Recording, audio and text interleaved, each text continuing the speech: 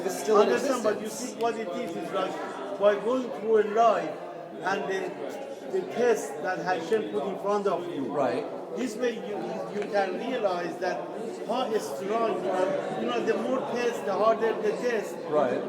The harder for you as a person, to realize that you are maybe really connected to Hashem. That's why they give you all these tests. Because all the righteous people, when you read the life of the righteous people, they're going through so many, and by all these hard tests, the person can get rid of all his, bad. Yeah, but that's what he does. So the tests. Let's just look at that again, and we'll end this part of that. The word nisayon comes from the word to lift up, to raise, like nisiyat kafayim, raise the hands, or in Nisod Bnei Israel, lift up the Rosh Bnei Israel, lift up the heads of Bnei Israel, right? So the word nisiyah, right, is to lift. So the point of a test is what? It's actually not for the difficulty, but it's for the results. It's for the person to be elevated. This is why it says that Avraham Avinu, when his first test was, or one of his first tests, arguably, right? Yeah, which say arguably, is the Kivsam Ha'esh, is going in through Ur Kasdim, into the fire. Right. What did he do by that?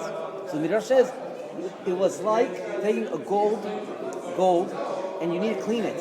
So you put it in the fire, and it takes all the zohama, all the dirt off, and whatever's dirt falls down, and the gold remains pure gold. Right? So that way we understand what a test is. A test is a purification process, not satanic, not or what do you call it?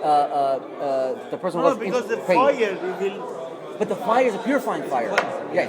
Now again, to summarize, now this is also why the Ariyah Kadosh brings down that how do we start again? By Sfardim, we mentioned this in the morning before the Shem Yichud. We say, "Hareini mukhan mekubal ezamen pir tfalel lefnei melech Baruch Hu, v'hareini ohev kol echad v'bnei Yisrael kenafshi muadi." And we accept upon ourselves the mitzvah of ve'ahavta lecha kamocha. So says the Balatanya, because that's the root of all the tefillah. The root of all tefillah is when Am Yisrael is one, then we're all good. Then everything is good. Think about it. What do we say? We say L'Shem Yechud Kudsha B'Rechut Shentei. V'etchilu הולכים ליחדה אותיות שם אותיות ואוקיי באותו אוקיי וייחוד השנים בשם כל ישראל. That's what we just said. We said in the name of all of Israel. When all of Israel is united, again, this is beyond the scope of what we're discussing, but when all of Israel is united, God's name is united. Yud Kei Vav Kei represents the fractions in Am Yisrael.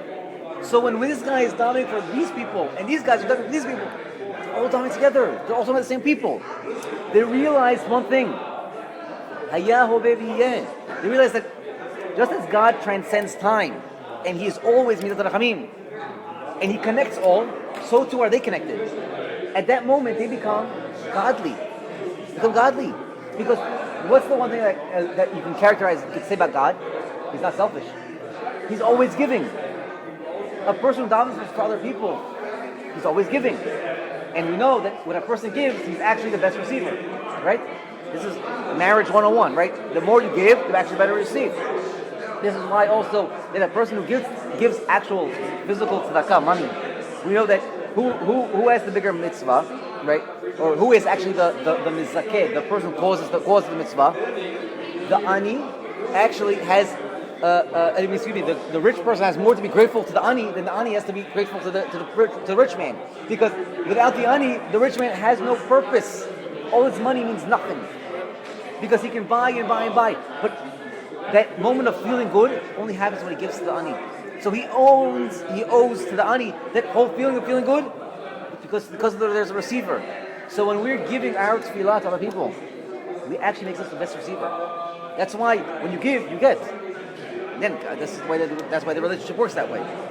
Excuse me, can I interrupt? Yeah. Did you hear about this Jewish person just passed in Canada, Paul Herschel man? Did you hear? He was a billionaire in Canada. He built,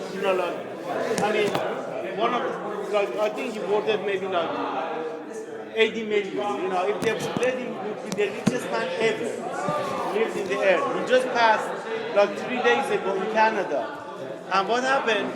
like he says a story that when he was left the Holocaust, he went, to Israel and he was in the yeshiva, and every morning him and it was another guy. Every morning he wakes up, he goes to all the bakeries and get all the stale bread, and he goes give it to the poor people. It was another person, he goes to the yeshiva and wakes up all the bechurim, get ready, we have to go daven, and so, and it was a rabbi there.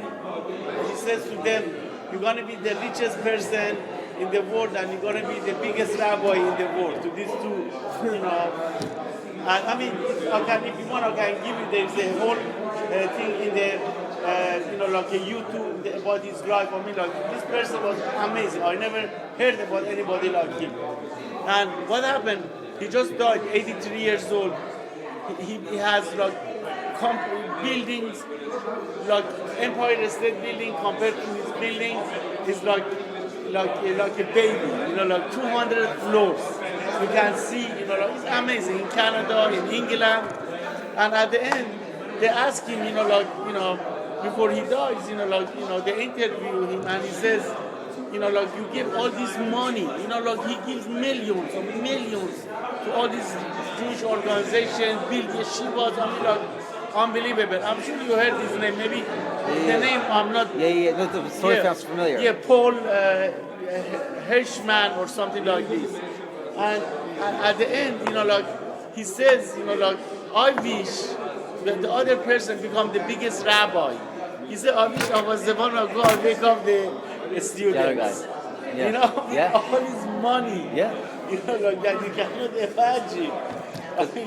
Again, he realizes the what's the point of it? What's the point of everything that we have is actually to understand the message better. So just a quick idea from the it's in the halachot, right? So okay, just a few halachot. אם אין אדם לובש טלית בת 4 כנפות, אינו חייב בציצית. וטוב ונכון להיות, כל אדם זהיר ללבוש טלית קטן כל היום. כדי שיזכור מצוות בכל רגע. ועל כן יש בו 5 קשרים כנגד 5 חמשי תורה ו4 כנפיים שבכל צד שיפנה לזכור. Okay, so basically, he says, again, this is another idea that we had spoken about. That the talit, right, it only gets meaning when it has tzitzit on it. Other than that, it's called a beged, it's just a cloth. Again, similarly, God created in this world, he says, my whole meaning is through you guys. That's why it says again, En melech v'am. The only reason a king has stature is when he has people. So God says, okay, you know what? Really, I think he doesn't need it. He has no reason to need us. But because he loves us, he created this pseudo world, this fake world, where he needs us. I'll give you an example I saw in Rav Pincus. Rav brings in his Hanukkah. He says this example. He says a donkey was carrying a load, and the owner of the donkey is a big guy, and all the way that the owner is traveling, the donkey's carrying the load. Finally, they get home, and the owner begins to take the load off the donkey. He's picking it up, and his little son runs out, 3-4 years old. He says, "Abba, can I help you with that?" So he says, "Yes, my son, you can help me with it." And so the boy is holding the treasure with the father. He brings it inside.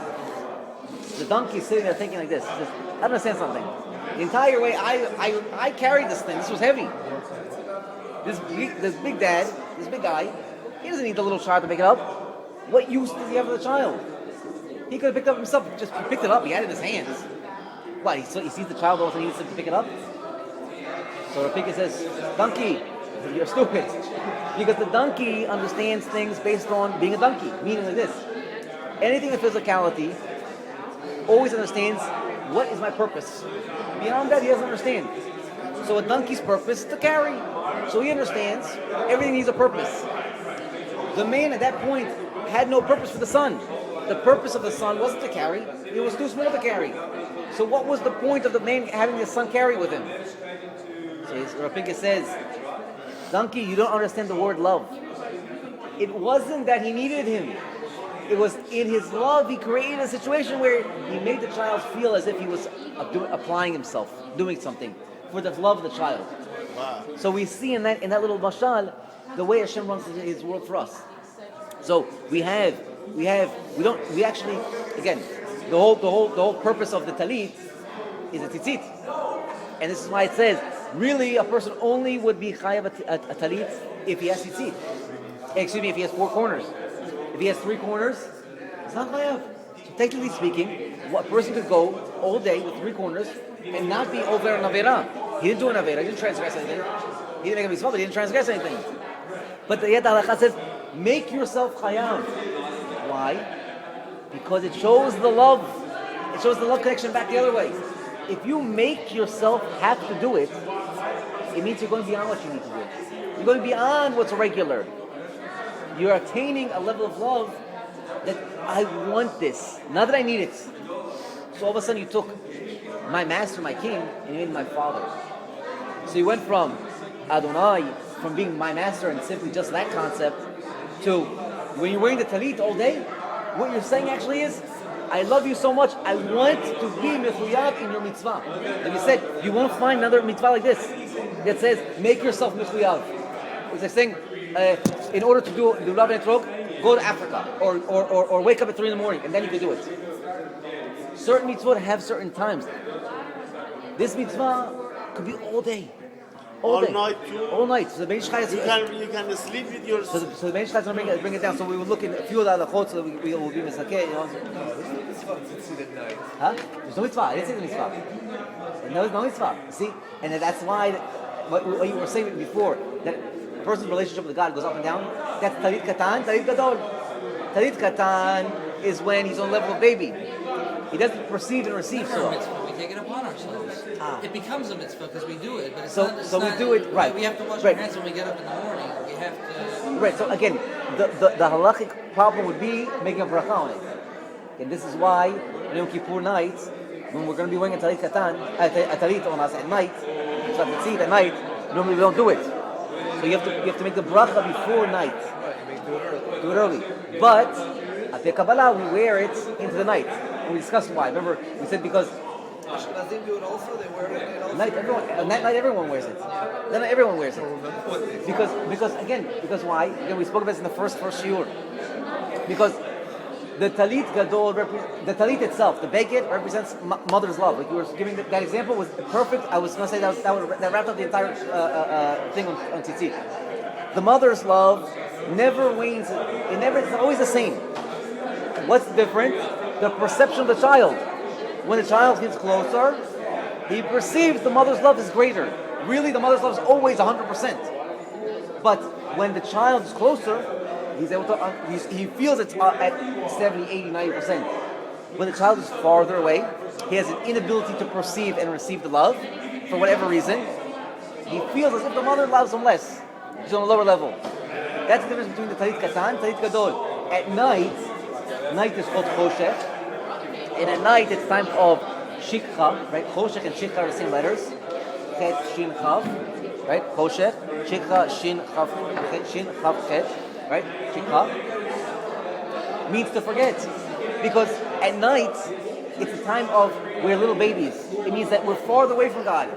So technically speaking, there's no mitzvah for tzitzit because we don't comprehend what tzitzit is. When do we have the mitzvah for tzitzit? In the morning. In the boker. Boker is recognition. So, we'll finish that part later. Okay, the Mariv. So, Bez Hashem, next week we're going to go into the. We're ready. That's it. We're ready to do the first one.